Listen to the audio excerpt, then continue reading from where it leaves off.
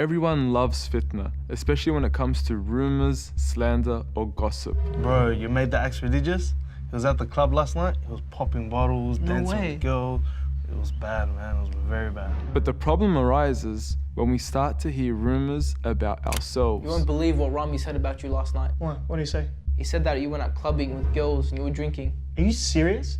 Man, that guy's the biggest liar. Watch, when I see him tomorrow, I'm gonna smack his face into the ground. In fact, the Prophet ﷺ, he informs us that one of the reasons why someone is punished in their grave is because they were people who used to spread rumours around the town. So if you do find yourself the victim of rumours or slander, here are 3 steps to help you diffuse the fitna before it even erupts. The first thing to do is to learn to ignore the situation, especially if it's not even true and you are free from it. Why? What did he say?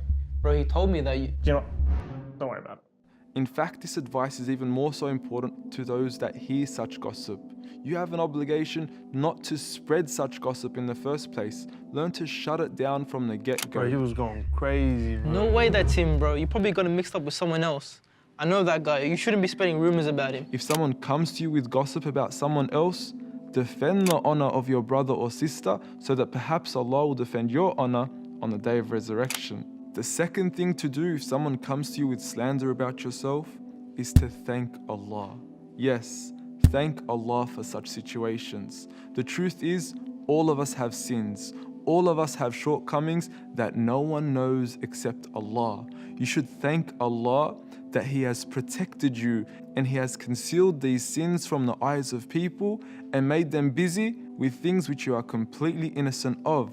Not only for this, but you should thank Allah for you have now inherited good deeds from someone you probably don't even know. Every time someone slanders you, you gain their good deeds. You should be happy and you should thank Allah. I got his good deeds. The third and final thing is to make dua for this person that has slandered you. Swear to God, man, this guy, you know what? May Allah punish. Not that Allah destroys them, No.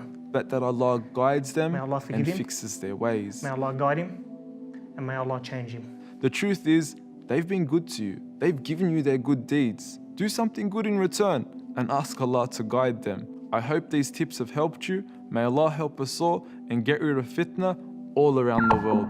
Assalamu alaikum.